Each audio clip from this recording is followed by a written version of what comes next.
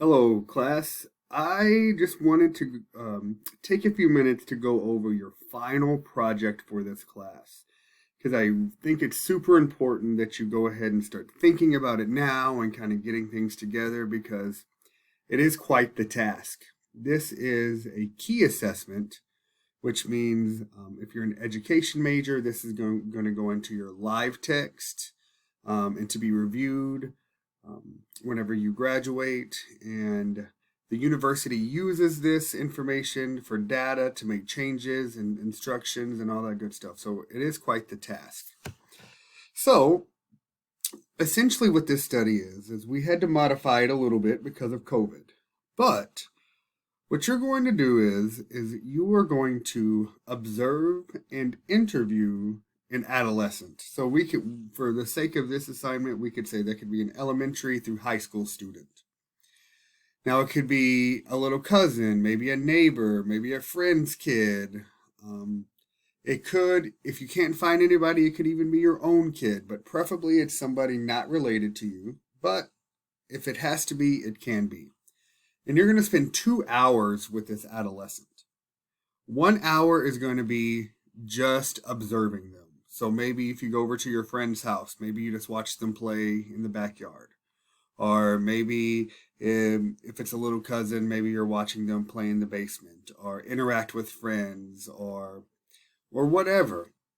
But you're purely just observing them in their own kind of environment. Maybe it's a friend's kid and you go out to dinner with them one night as a family and you just kind of observe. If you can't do it in person, you can totally set it up to where maybe the parents will allow you to zoom in. So maybe an example I give is a kid is playing downstairs in a basement video games and a parent sets up a Zoom so you can just watch. It may seem a little creepy, but it's for this assignment and it doesn't have to be. Just make sure that those parents know that nobody else is going to see this Zoom recording. I won't even see it. It's only for you. So you need to spend about an hour just watching and observing and taking notes of an adolescent. And then you're going to spend one more hour with them and just have a conversation with this adolescent. So you're going to talk about their interests. You're going to talk about their experiences with school, what they're into, their background, their quote unquote story, their beliefs, their ideas, and just have a casual back and forth conversation. And again, if you have to do it through Zoom, you can totally do it through Zoom, or even better, if you can do it face to face, that'd be awesome. So, what you're going to do is you're going to write up a big report on everything that you found and relate it to everything that we've been learning in this class. So, if you see down here, if you're gonna upload this to Blackboard when you're finished. This is gonna be due finals week. And then if you're an education major, you're also gonna upload it to your live text. Okay. So we have this broken down into different sections. So, and then you're gonna put your title in each section, except for obviously the title page. So you're gonna need a title page. Here's the information. This section is introduction and background. So pick a fake name for the kid. Make it up. Don't use their real name. Let's try to keep this anonymous. And in the first section is you are just going to describe the child, their age, their grade, family composition. Are they, with a blended family? Are their mom and dad still together? Do they have brothers and sisters? Do they have foster kids living with them? Were they born in the U.S. or somewhere else? What are their general interests? What is the connection between you and the adolescent? Like, how do you know this kid? Is it a random, or is it your next door neighbor? How did you go up to set up this meeting? And then if you don't know some of this stuff, just state that you don't understand it. So some of this stuff, information, you're going to get through observations, and some of it you're going to get through the kind of interview talking piece. Then the next section is called methods. So how did you gather this information? Did you have to do it through Zoom or Google Hangouts?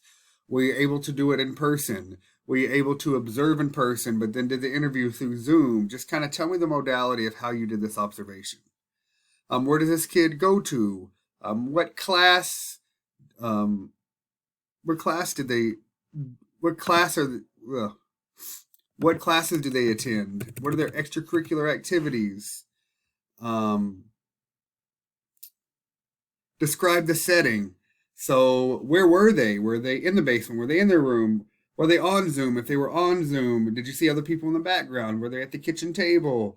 So you're just going to kind of describe that setting. And then tell me, how long did you observe and do this? So did you do 1 full hour altogether? Did you do two 30-minute increments? Did you do, what days of the week did you do? What time of day? So you're just going to kind of describe that too. And then again, if you don't have enough data about your student in any of the following areas, just be honest and say that you didn't observe that or you didn't see that. It may seem like that you're going to be repeating a lot of information, but it's really important that you fill in each one of these areas as completely as possible.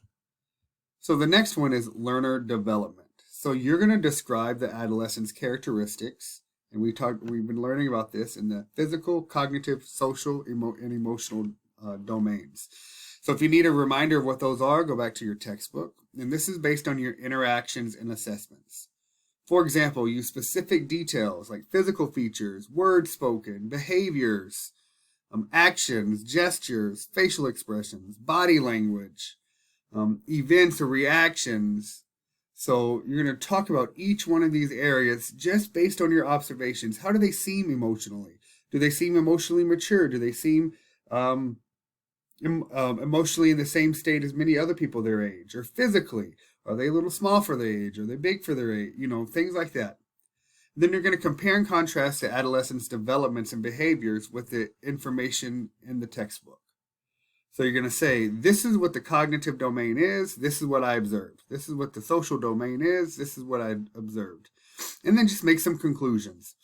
And then also, this is super important right here, is you need to cite your sources.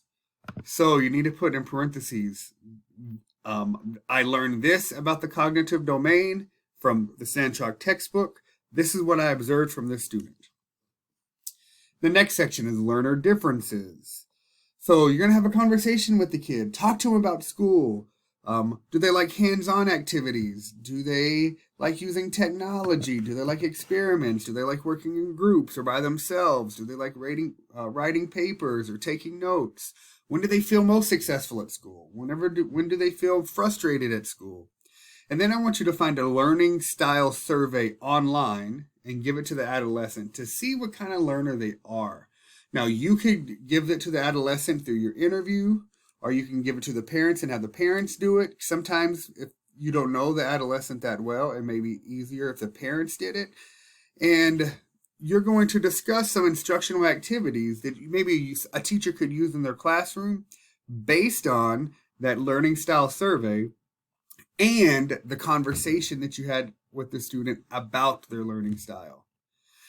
And then you're going to talk about their strengths and weaknesses that may influence their ability to learn. Do they seem like a super hyper kid that, hard to stay still?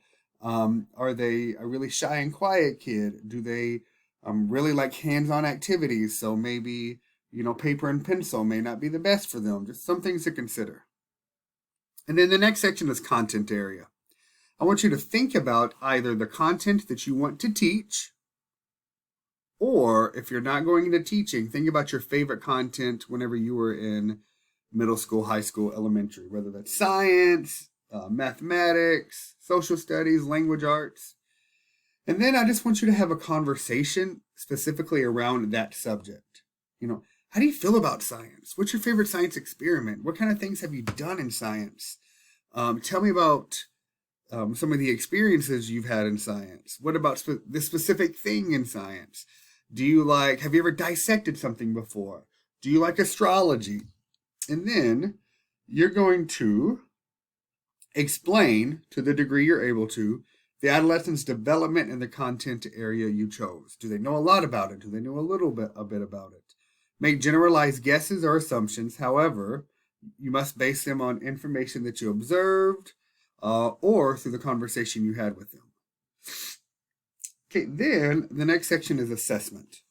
So I want you to find another type of assessment online. You've already done a learning styles assessment, so maybe you want to find the multiple intelligence assessment. Or maybe you want to find a personality assessment, and you're going to give that assessment to the child also.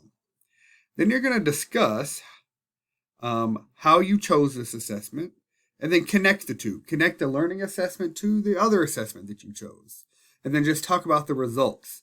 And specifically talk about them in the domains, the cognitive, the emotional, the social, the physical domains. So make the connections with the results you got from those assessments to those domains. And again, cite your textbook. And then you're going to draw some conclusions. What did these assessments tell you about that student? Also taking into consideration what you observed and the conversations you had with them. Okay, and the next one is planning for instruction. So align instructional plans with appropriate learning theory. And then propose instruction that meets the adolescent's strengths and needs as appropriate to the adolescent's cognitive, linguistic, emotional, and social domains. Explain and support your decisions. So, if you're going to be a teacher, you're going to give this to a teacher, what are some more instructional things that you could do for this student? What are some theories, maybe some types of learning, constructivist theory, maybe project-based learning, inquiry-based learning, simulation learning? Look up some of those things and see what would help the student the most. And then leadership and collaboration. Briefly summarize your analysis and recommendations for them. So I want you to think about this part. Oh, this is a lot of information you're putting together. And let's say that a student, this particular student is going to be in a new grade the next year, and you want to give the teacher just like a one-page summarization of this particular student. And then I want you to be sure to reference your textbook, or if you find anything else you use, make sure you reference those. And the appendices is just, I want you to include the learning style survey and the other surveys and everything that you use with that student, just to include that in an attachment. And then here's some things to consider. And then also on Blackboard, I have attached an example. So this is what an example would look like. We got the cover page, introduction and background. Here we go. He likes scary movies and Disney's and playing with his cousin. The methods. Now this looks a little bit differently because previously our students would go into the schools, into their observations in the schools.